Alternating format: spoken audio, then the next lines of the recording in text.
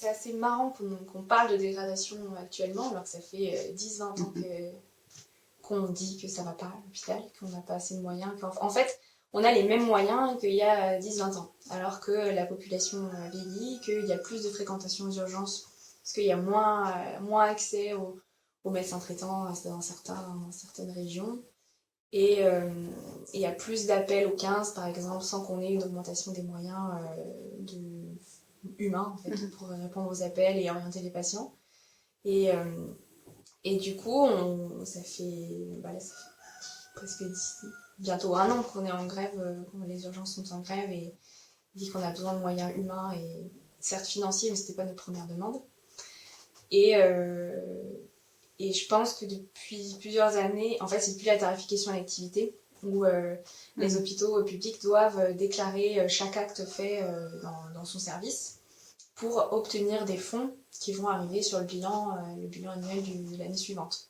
Donc en gros, on doit coter nos actes, déclarer nos actes, par exemple une prise de sang, un électrocardiogramme, une coloscopie, enfin des actes qui vont rapporter de l'argent à l'hôpital. Du coup, rapidement, on va avoir des patients lourds dans des services hospitaliers qu'on dira non rentables.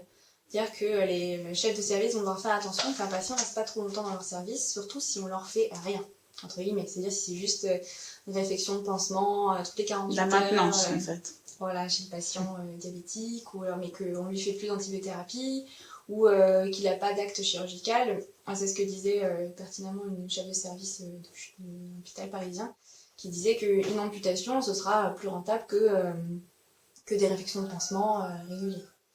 Et que du coup, donc l'acte d'amputation en soi est rentable, puisque c'est du coup c'est un acte chirurgical qui va apporter des soins. Par contre, à la suite, ça l'est plus. Voilà, et du coup, le patient, on va essayer de s'en débarrasser pour le faire absolument sortir du service parce qu'il ne rapporte plus d'argent et qu'il va mettre le service en péril, entre guillemets, parce que le chef de service va rendre des comptes à la direction de l'hôpital pour rendre son service rentable. Depuis 10 ans, l'hôpital public va mal, mais il compte sur les personnes les soignants, en fait. Les soignants qui donnent beaucoup, qui compensent énormément leur charge de travail. On leur demande de plus en plus, mais ils lâchent pas parce que justement, ils aiment ce qu'ils font et ils se préoccupent du patient.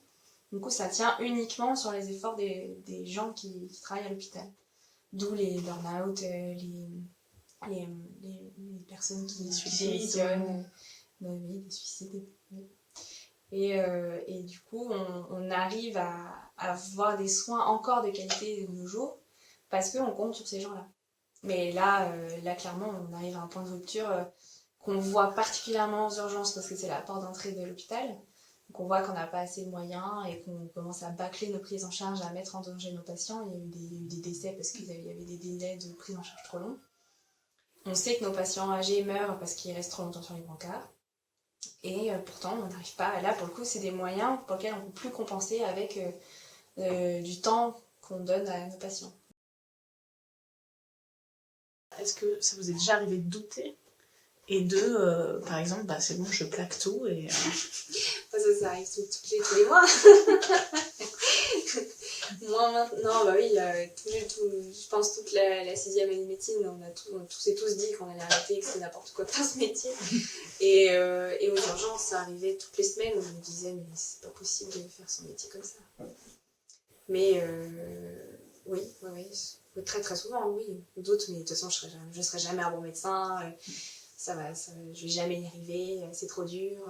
Les gardes, notamment, les gardes de nuit, au milieu de la nuit, à 4h du matin, on est épuisé, on se dit, mais il y a encore plein de patients à voir, on se décourage. Oui, ça arrive très, très, très fréquemment.